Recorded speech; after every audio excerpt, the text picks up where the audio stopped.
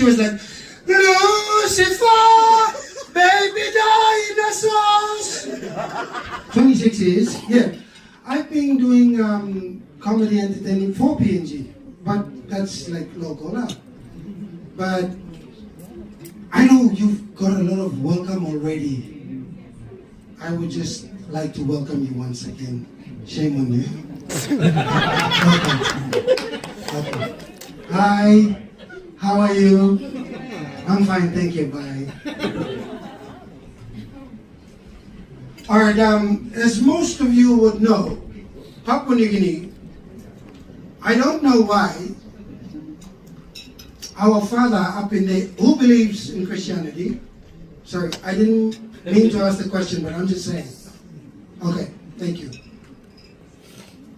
Papua New Guinea is blessed to have more than 800 plus languages, right? Yeah.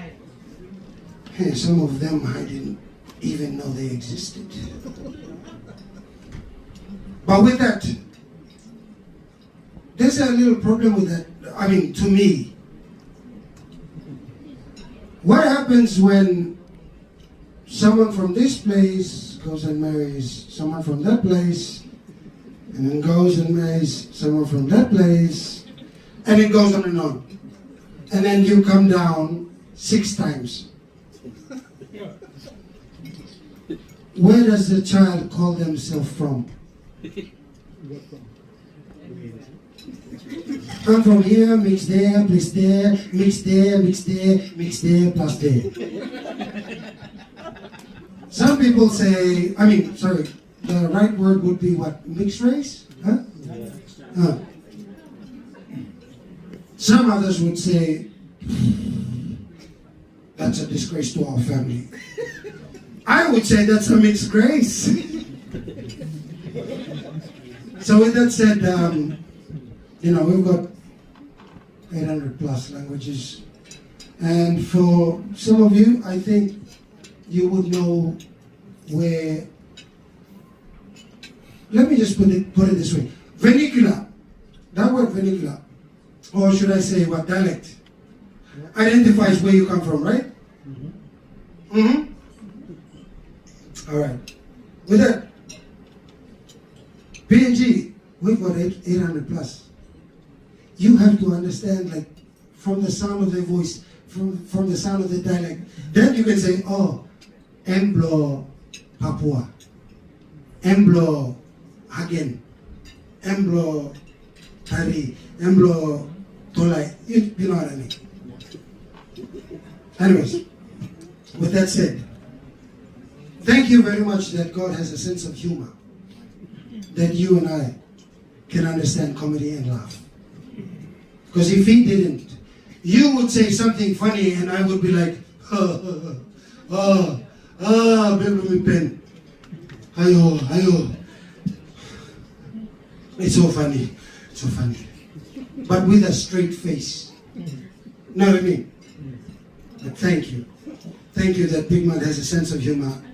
So that's why you and me know how to laugh. So with that said, can we laugh? Shame on you. Most of us Pacific Islanders. Hey, put your hands up if you're from Pacific Island. I'm just joking. Come on. You know you are Pacific Islander. Alright.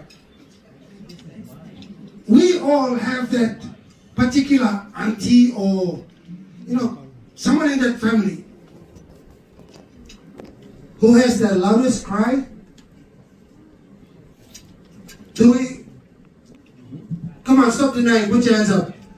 Do you have an auntie or someone, one female, somebody in the family that has the loudest cry? Hands up. Yeah, you do, but you just... Anyway, one of our popular artists here, I think you know him, Law Pacific. His name's Deriji. No offense, my brother, please forgive me.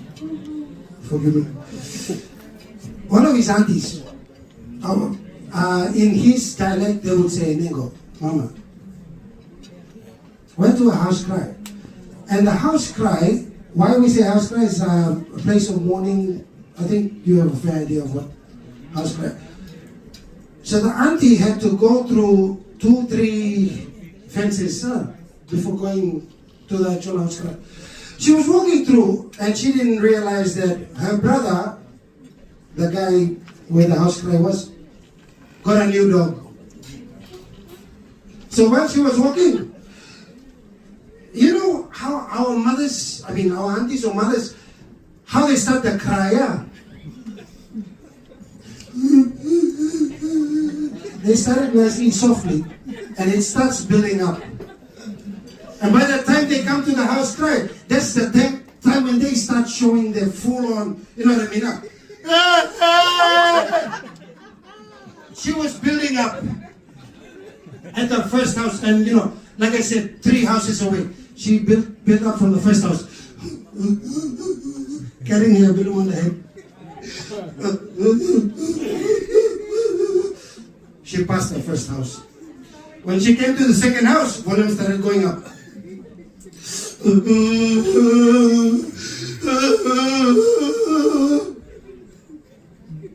She came to the third house, past the third house.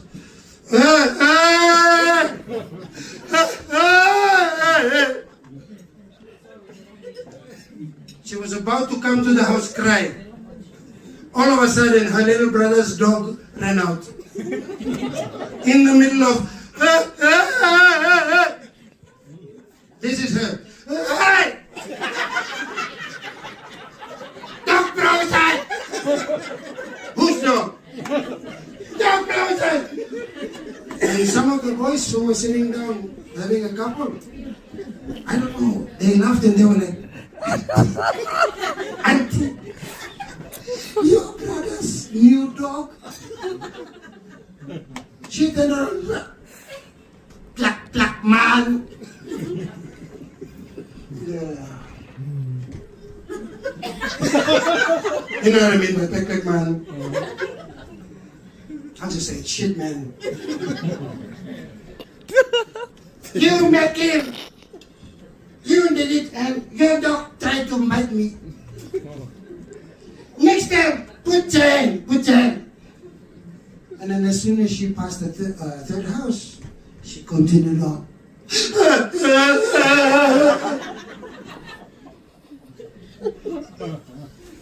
Speaking of mothers, there was this mother, one of my good friends. The mother, she's illiterate. You know what I mean by illiterate, right? So I'm not trying to test your intelligence, but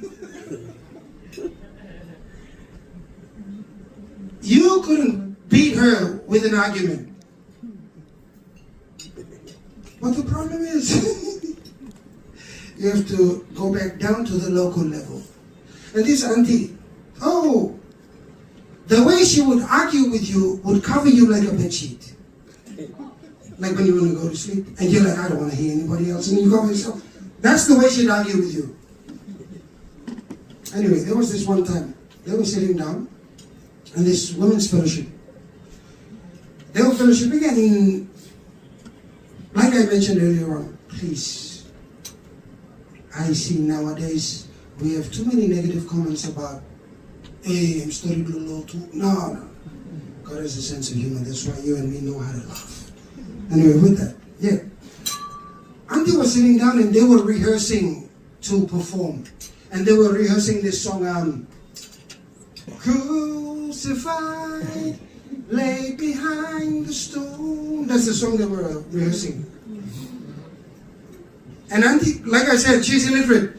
So she took the paper, she put it in front of her, and she pretended. She was like,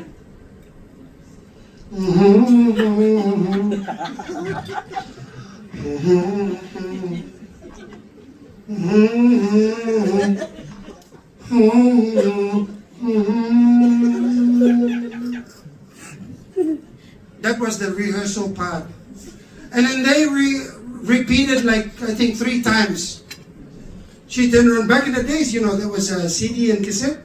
So they were playing it from the CD. She turned around and she was like, para it one, how many times? Play, and repeat. That's mother from Milne. But it one, how many times play? Repeat. Musicians, you got your parts already, how to play the song? And they were like, yes, mother, we got up. Alright. And ladies, you got your part already, how to sing the song? All the ladies, all the mothers, they were like, yes. Okay, then why are we repeating? Come on, off the CD. Play the music, we sing the song. So anyways, they played it. But what she heard of the lyrics is what she said. So you know how the song goes up. Above all powers, above all, crucified, laid behind the stone. Those are the actual words. Oh, our auntie. When they came to the verses, like I said, she was doing the same thing, holding the paper, and she was, when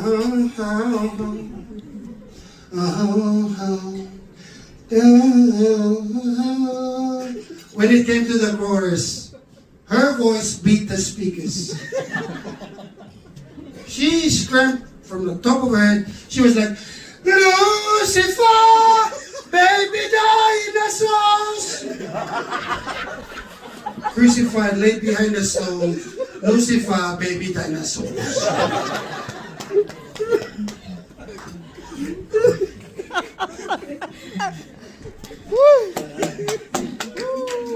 Thank you.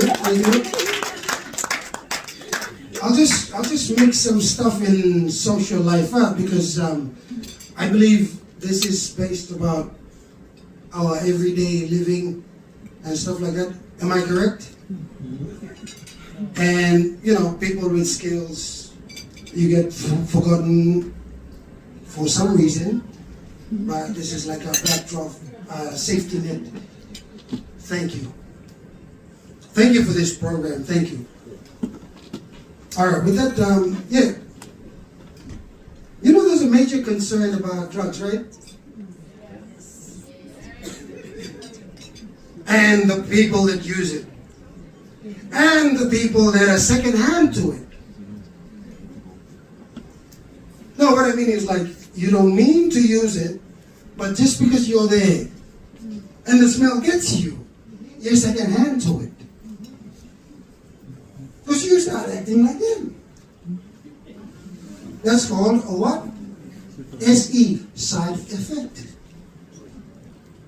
That shouldn't be hard to process. Anyways, you know. One of our brothers here, like I said, multiple languages. So this one's from the Morobe side, our Buangs. Our brother, he was so stoned out of his head, he was walking. To make it worse, he put a cowboy hat and he tilted it in front like this. In Pidgin, we call it like Emputilo 2 or Emputilo 3. Like in front of him, just to see where he was going. Above that, that's all blessing. So he was like, walking. I don't know why, but every time someone smokes, their voice changes. And even the walking changes. Like for example, Mama carried you, your mother gave birth to you. The way you walk is like this. But then after a little bit of, you start walking like this. And the way you talk. Normally, Mama carried you, your mother gave birth to you. The way that you talk, people say, hi, morning. You're like, hey, morning, hello. No, Nicholas, I'm just going over there. After doing this, I know what I mean. I don't know what I said. I'm just going over there. You're not even cool. My goodness, you sound like a stale, what do you call it, recording. DJs would know much about that. Anyway, this brother was walking, and he put this cowboy hat walking past him. And then his friends saw him, they were like, cowboy! Cowboy! Twice. Third time, cowboy! He heard it. He paused. Same steps, 3. 1, 2, 3. He reversed and he was like, "Oi, what's up?" They looked at him and they were like, "Who is the horse and how you're walking like this?" They laughed at themselves. He looked at them and he was like, "Horse, I left him over there at the back. He's giving you for a haircut. You want one?" That's what drug does to you. It makes you think like you know things. But in actual fact, slow yourself down. Think about it. You don't know things. You know, it's like this other two fellows. The other one asked, "What's your father's name?" And the other one positively replied,